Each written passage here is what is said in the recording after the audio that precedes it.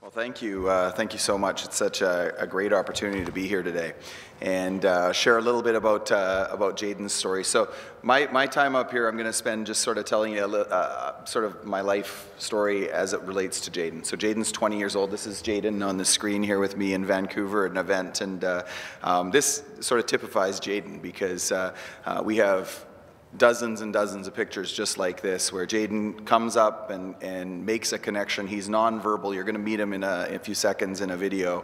But just an astounding, just turned 20 on November 3rd. When you see him, you'd see him and you'd think he was about 13 or 14 years old. He's about 115 pounds and probably has to shave every couple of weeks maybe. But nonverbal and probably better able to connect with people than most of us in this room could.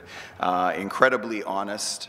When he's happy, he giggles. When he's sad, he cries. And because he's nonverbal, you have to figure out what that means sometimes, which is always a mystery. When he wants something, that can be a challenge. I remember a time when he was about 7 or 8 years old, and we were at a McDonald's at West Edmonton Mall, the busiest McDonald's in the country, probably between Christmas and New Year's. So probably 80 or 90 people in line, and Jayden decided that he wanted something. We were walking out, and I had my hands full, so I wasn't holding his hand like I normally would. And he got this weird smile on his face, and I thought, this is not going to go good. He's got something on his mind. He ran behind the counter at McDonald's, so the full length of the counter, pushing people out of his way to the far end behind the counter, while all the people at the counter were looking, going, what's going on with this kid? Because Jayden also squeals when he's very excited, so he drew a lot of attention to himself. He reached into the bin where they hold the crushed Smarties for the McFlurries and grabbed a handful of crushed Smarties and just shoved them in his face, big handful with Smarties all over his face as we walked out. And I had my head down and quickly said, he has autism, to the person working at the counter. But,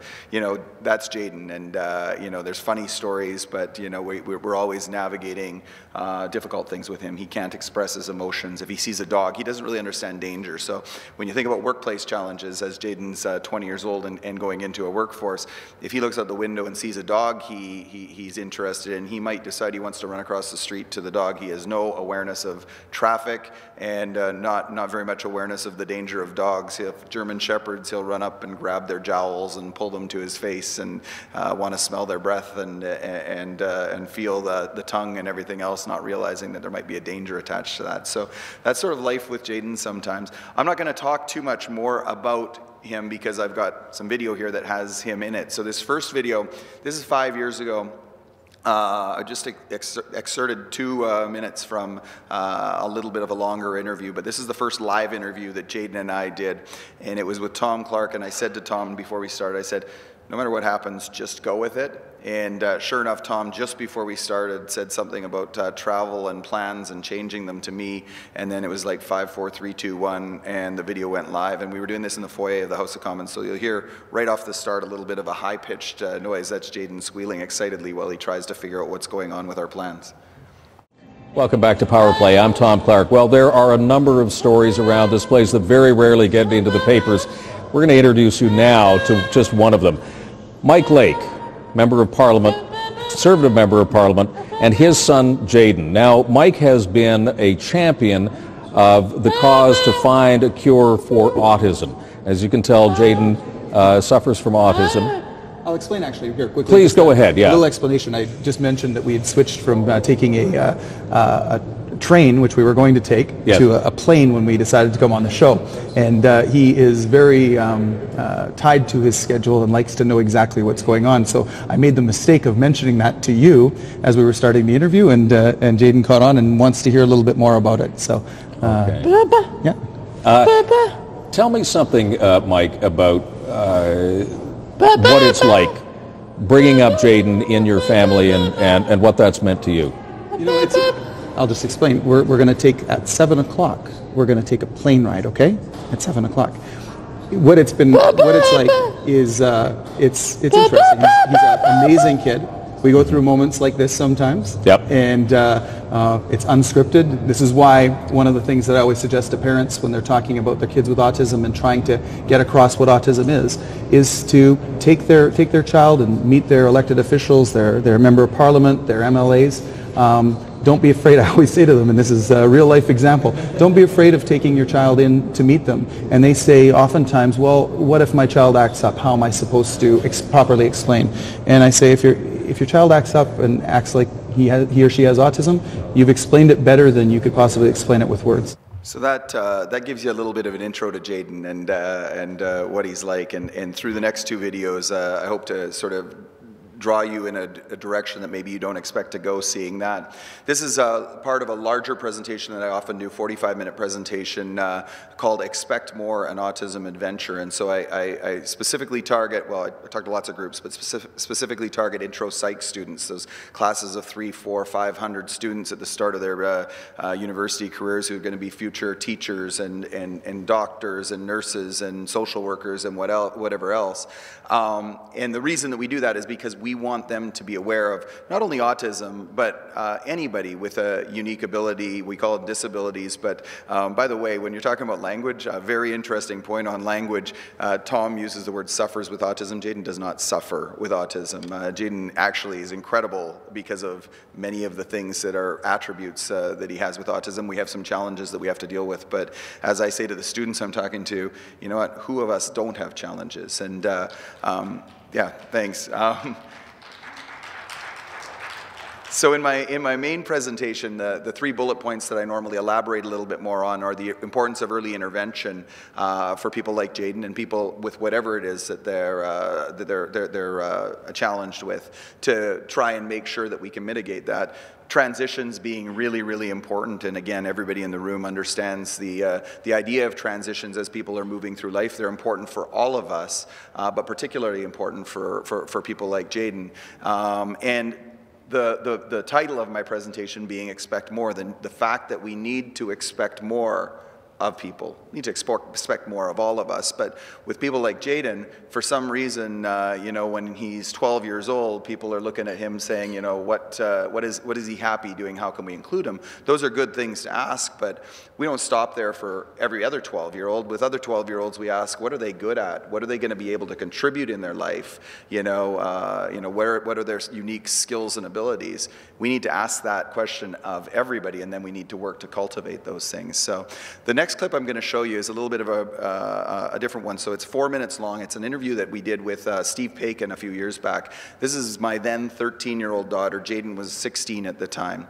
And it's 4 minutes long. It's just another excerpt from a longer interview. And the reason I like to play this is because this is a 13-year-old girl, it's all Janae in this interview, talking about what it's like to have a brother with autism, the school environment and everything else. And I think it'll give you some insight into the last video that I'm going to show you in terms of how Jaden got to be the kid that he is, and a little different perspective than some people might have. Interestingly, some people get a little ticked off at the last question Steve asks. He asks a very direct question. I love Steve Paikin. His heart's in the right place, and I love the fact that he asks a question like this because it's an honest question that a lot of people watching would ask, and it gives Janae the chance to give the answer that she gives. We are happy to welcome back to the studio Mike Lake, who is the Member of Parliament for Edmonton, Millwoods, Beaumont. And Mike has a couple of family friends with him today, let's say that. Jaden, we had you here a couple of years ago. We're happy to see you again. And this time we are joined by your sister Janae, who visited us last time but didn't actually come onto the set last time. So you have screwed up all your courage and you're now going to join us for this interview, right? Uh-huh. So far, so good. Okay, Janae, you ready? Okay. What's it like having a brother with autism? Well, there's definitely positives, and there's also challenges to having a brother with autism. Some of the positives are like some of my friends, they have older brothers who obviously don't have autism, and they're like embarrassed to be around their little sisters and stuff like that. But Jaden, he's never like embarrassed to be seen with me, and if we're walking into like a public place or something, he'll just grab my hand and walk next to me and stuff. But then there's also like challenges and stuff too. So like sometimes I'll be babysitting him and I'll give him a word search puzzle or something and sit him at the table. And I'll sit on the couch next to him and I'll get playing on like my iPod or something or watching a show. And then I'll realize like an hour later or something that I didn't tell him to switch activities. And Jaden needs to be prompted to like switch activities and stuff like that. So then he'll either still be doing the same activity, or if he has like markers to do his word searches or something, a couple times he's colored his entire arm and hand, and then I'm like, whoops. And when Mom and Dad come home and have discovered this, is there trouble for the sister? Not tons. They're just like, did you tell him to switch stuff? And I'm like, I might have. Let's just say things like that have happened to us too. Okay. So yeah, I think we've all at times discovered Jaden has decided to do some body art on himself with his felts. Now, Janae, he's 17 and a half, and you are? I'm 13. You're 13. A half-ish or more. I don't know. Almost 14. Almost 14. Do you two go to the same school? Yes. You do. I want to know about your friends, or perhaps even better, the people who aren't your friends. Do you get teased because of him? Does he get teased because of him? No, the people at our school are actually really great. They just treat Jaden like he's any other kind of person and stuff. I don't think he's ever really gotten teased by his classmates or his friends or anything. Because I'm told kids are, well, I'm not told. I know kids are cruel. Yeah. They can be, right? They can be. You haven't had any difficulty with this? I haven't really had any difficulty with it. Most of my friends are pretty understanding, and his friends are pretty understanding. Now, I notice you're wearing that pin, which is the puzzle piece. What's that supposed to signify? Well, I think it signifies that autism is kind of like a puzzle, and they keep on finding little pieces about it, and they haven't exactly solved the whole puzzle to autism yet. So, yeah. So you work on finding how the pieces of the puzzle work out. I'm going to ask you a really hard question here, okay? I know you can handle it, which is why I'm giving you the heads up on it ahead of time. Do you ever sometimes wish that your brother was quote-unquote normal, like every other kid? Well, honestly, since Jaden was diagnosed with autism before I was born, I don't exactly know what a normal brother is like. So Jaden kind of is my normal, like having autism and stuff. So I don't really wish that he was normal or anything. You like him the way he is? If he was like, if he didn't have autism anymore, or it was like cured or something, he wouldn't be the same as like Jaden was now. That's good. I couldn't have said that better myself. I'm Alva Klint here myself, I must say. Wow.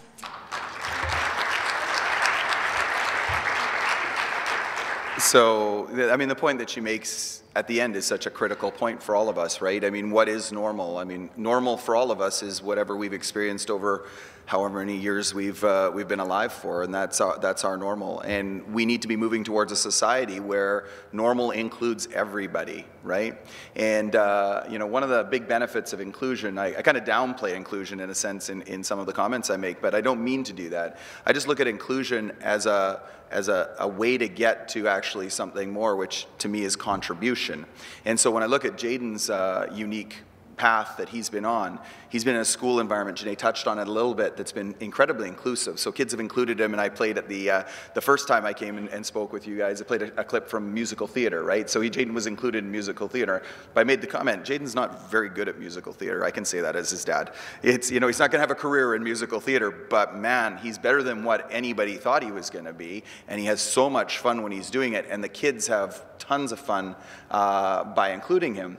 But the real benefit of being in that inclusive environment where they've looked for opportunities to bring him into all of the things that they do is that because they've done that, they know Jaden inside out, and they know the things, they pay attention to him. Just like all of us want people to pay attention to what we're good at, right? We want people to notice what it is that we're good at. And Jaden's no different. And when people notice the things that he's good at when they include him, they might notice, because they've spent time with him, that he is really, really good at word searches in school. He was really good when he was younger at times tables. He's really good at spelling tests and those kind of things. And so because he's been in that environment all his life, they notice that he's also really good at some things. You know, those things will lead to other things in the real world where he can contribute. And this last clip, I know I've got a 1-minute warning. I'm going to blow through your 1-minute warning by a little bit, but I won't be very long because the last clip's 2 minutes long.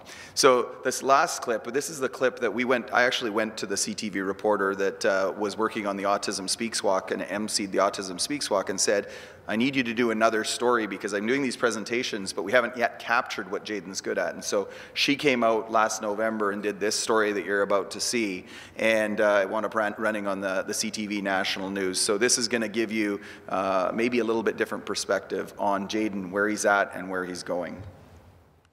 Now, that stigma often follows children into adulthood, holding them back from their full potential. But the tide may be turning. Tonight we have the story of one young man who shows what can be achieved if given a chance. Here's CTV's Alberta Bureau Chief, Janet Dirks. When it comes to putting away library books, Jaden Lake leaves others in the dust. Jaden, can you do these ones too? He's not just fast, he's accurate. He's better than us at most of these tasks. He just knows exactly where everything goes and how to do it. Jaden has autism. He was diagnosed when he was 2.